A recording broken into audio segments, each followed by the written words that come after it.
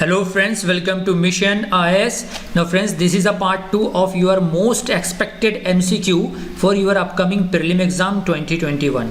या आप 2022 का एग्ज़ाम दे रहे हो, उसमें भी कोई भी कॉम्पिटिटिव एग्ज़ाम हो, चाहे वो UPSC IS हो या UPSC PFO का एग्ज़ाम हो, उसके लिए बहुत ही इंपॉर्टेंट क्वेश्चन है ये. As per many historians it was a war which was never actually fought. Black hole incident was a major drive for this war. It was an important landmark toward the onset of the British conquest of India. Onset of the British conquest of India, ऐसी war जो कि पहली war थी. The first war is known as the battle of Plassey. So इसका answer है battle of Plessis. You can read about that. The Battle of Plassey was the fight between the British East India Company and Sirajuddaulah. तो सिराजुद्दौला को धोखे से हराने के बाद ही British को कॉन्फिडेंस आया और उसने धीरे धीरे बंगाल पे कब्जा करने के बाद मैसूर पे, फिर पंजाब पे, फिर आखिर में मराठा को शिकस्त दी, हराया और पूरे इंडिया पे कैप्चर अपना कंट्रोल जमा लिया. Next question, which of the following authorities has the power to decide the disqualification of a member of parliament. ये बहुत ही इंपॉर्टेंट क्वेश्चन है क्योंकि बहुत से डिस्क्वालिफिकेशन के आए दिन न्यूज़ आते रहते हैं मेंबर ऑफ पार्लियामेंट या MLAs के. President of India, presiding officers of the house, election commission of India. तो इसका पावर जो है मेन राज्यसभा, अगर लोकल स्टेट का असेंबली है तो वहाँ का प्रिसाइडिंग ऑफिसर यानी कि speaker of the state assembly होगा, और in case of Lok Sabha speaker होगा, in case of Rajya Sabha chairman होगा, और वो दोनों के बाद हतमी फैसला प्रेसिडेंट ले सकता है इन रेयर केस में. तो president of India and presiding officer ये दोनों ही राइट ऑप्शन है. इलेक्शन कमीशन ऑफ इंडिया नहीं लेता है, right. So you can read about that. As per the representation of people act, the president decision is final. In such a case he should be obtain the opinion of the election commission and act accordingly, right. Next question, consider the following statement regarding the public accounts of India. So आगे बढ़ने से पहले मैं आपको कुछ so friends, आप UPSC की तैयारी कर रहे हो, आपने बहुत कुछ पढ़ रखा होगा, लेकिन अगर बहुत से पढ़ते वक्त क्या होता है कि बोरिंग होता है. तो ये बोरिंग ना हो इसके लिए आपको, और इसके लिए बोरिंग ना हो इसलिए अनअकैडमी ने एक इनिशिएटिव स्टार्ट किया है, the most competitive gamified UPSC civil service exam. So ये आपको चैलेंज दे रहे हैं, यानी कि 6 दिसंबर से आप देख रहे हो कि 6 दिसंबर सुबह 11 बजे इनका पहला ऑनलाइन लाइव क्विज होगा.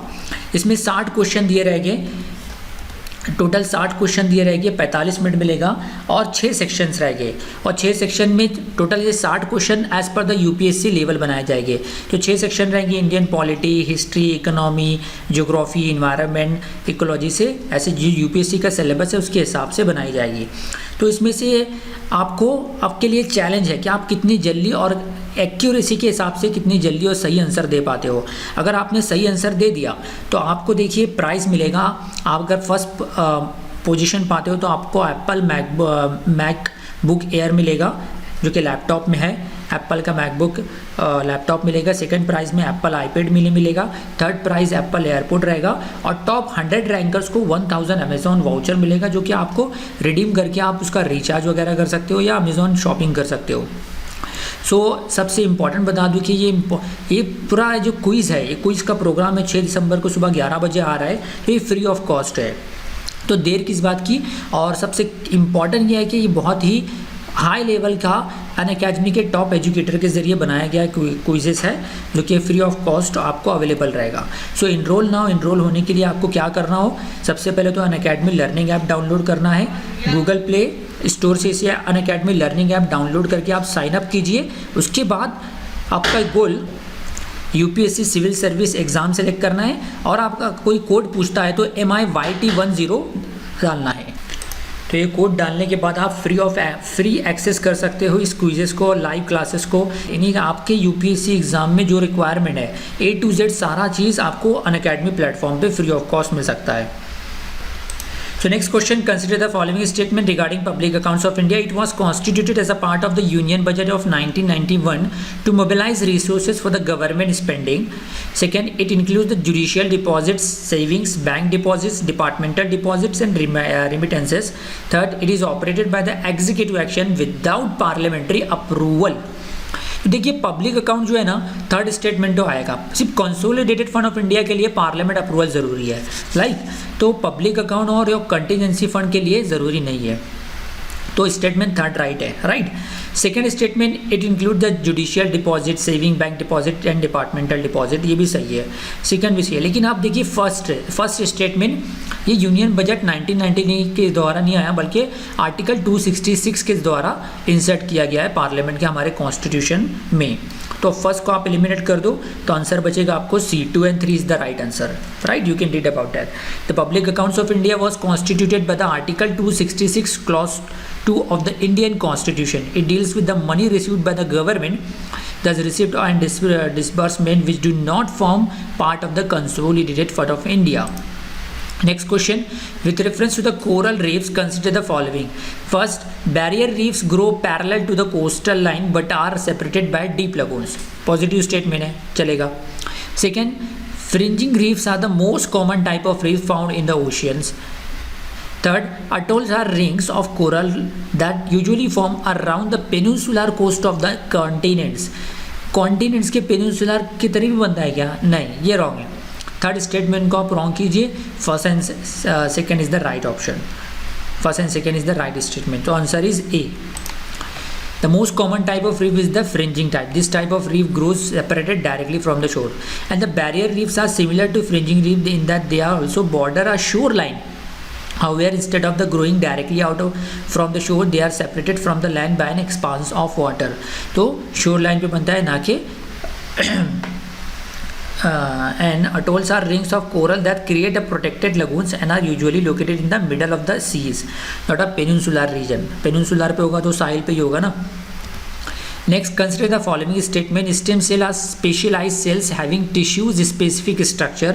Second, stem cell can be found in embryos. Third, stem cell therapy is used to treat cancer.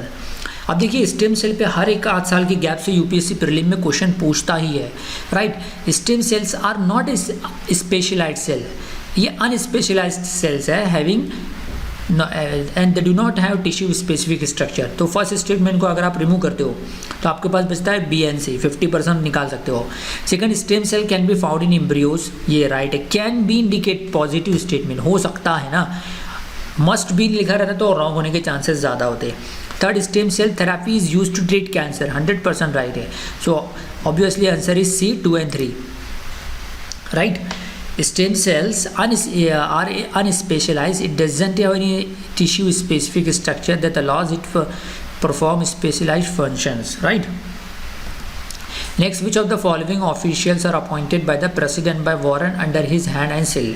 The Comptroller and Auditor General of India, Chief Information Officer, Judges of the Supreme Court and the Central Vigilance Commission. अगर आप लक्ष्मीकांत देखी होगी तो उसमें एक है, हर एक जो कॉन्स्टिट्यूशनल बॉडी अनकॉन्स्टिट्यूशनल बॉडी में खासतौर से जो कॉन्स्टिट्यूशनल बॉडी है उनके जो हेड है वो प्रेसिडेंट के जरिए warrant under his hand and seal उनको दिया जाता है, राइट, उनके अपॉइंटमेंट के वक्त। तो कॉम्प्ट्रोलर कैग आता है, comptroller and auditor general of India, यानी कि कैग होता है जजेस of the supreme court and CVC. तो 1, 3 and 4 is the right answer, answer is D. We can read here. So next question, Bodhisattva, central part of Mahayana Buddhism, emerged during the reign of Ashoka. Next, Mahayana Buddhism believed that the each being attains salvation of his own. Say third, all known Bodhisattva are male, as Mahayana Buddhism doesn't promote the worship of female deities. So all indicate this might be the wrong statement. अगर आप third को eliminate करते हो ना तो सी और B निकल जाता है, या तो ए है या तो डी है, लेकिन इसका राइट आंसर है डी। सारे ऑप्शन राइट है, सारे ऑप्शन इनकरेक्ट है, राइट, रॉन्ग है। वो देखिए आप स्टेटमेंट यहाँ, the emergence of Buddhism is a central to Mahayana sect of Buddhism which emerge during the 4th council of Buddhism held in 1st century at Kashmir during the reign of Kanishka.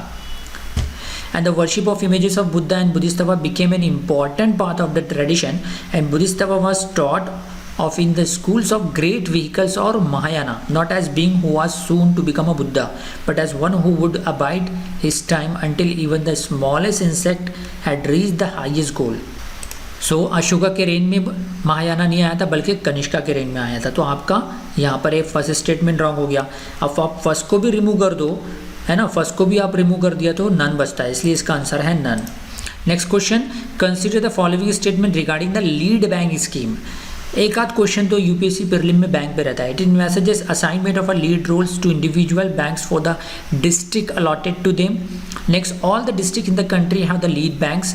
Second, third, It aims to develop a cooperation among the financial and non-financial institution in the district. So all the statements are corrcorrect.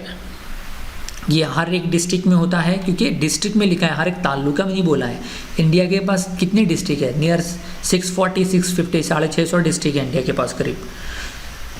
So accordingly, all the districts in the country have been allotted to various banks. This lead bank act as a leader for coordinating the efforts of all credit institutions in the allotted district to increase the flow of credit. Next, consider the following statement regarding the one-stop center scheme. It is a centrally sponsored scheme. It has been launched by the Ministry of Social Justice and Empowerment. Third, the scheme will support the all women, including girls below the 18 years of age affected by the violence, irrespective of the caste, class, region, sexual orientation or material status. देखिए third statement obviously positive है, third statement तो right है। तो generally ऐसी कोई scheme है ना, तो जनरली यूपीएससी प्रीलिम में आपने देखा होगा कि पिछले 5 से 6 साल का पेपर उठा के, तो उसमें वो स्कीम के जो ऑर्गेनाइजर रहते हैं, तो schemes will support the women's. Okay, it has been launch by the ministry of social justice, नहीं बल्कि ministry of women and child empowerment के जरिए लॉन्च की गई है ना। तो उसमें मिनिस्ट्री का नाम गलत दिया रहता है, तो ये आपके लिए क्ल्यू है आने वाले एग्जाम के लिए कि मिनिस्ट्री माइट बी रॉन्ग। तो सेकंड को आप एलिमिनेट करो, डी और बी निकाल दिया, 50% बचा। तो it's right answer is A 1 and 3. It's centrally sponsored scheme and 1 and 3 is the right option. So because हमने सेकंड को एलिमिनेट कर दिया ना, you can read that. Is the umbrella scheme for the National Mission for Empowerment of Women, including the Indira Gandhi Matravitya Sahyog Yojana. Under this scheme, one-stop centers are being established across the country to provide integrated support and assistance under one roof to women affected by the violence, both in private and public spaces in phased manner. So, जो जैसे कि violence का शिकार हुई महिलाओं को ये shelter provide करते हैं, राइट। एंड दिस इज इसका ऑर्गेनाइजर कौन है? Ministry of women and child development. And target group is the one stop centre के will support the all women including below the 18 years of age. तो UPSC पूछ सकता है कि only above the 18 years of age, नहीं बल्कि हर एक girls, चाहे वो 18 साल से कम की हो या 18 साल के ऊपर की हो, सबको, सारे वुमेन्स को ये प्रोटेक्शन प्रोवाइड करता है, irrespective of the caste, class, region, sexual orientation or marital status. And the centrally sponsored, अच्छा ये this scheme is centrally sponsored scheme, मतलब 100% the central government will provide the 100% financial assistance, इसलिए centrally sponsored scheme है, right?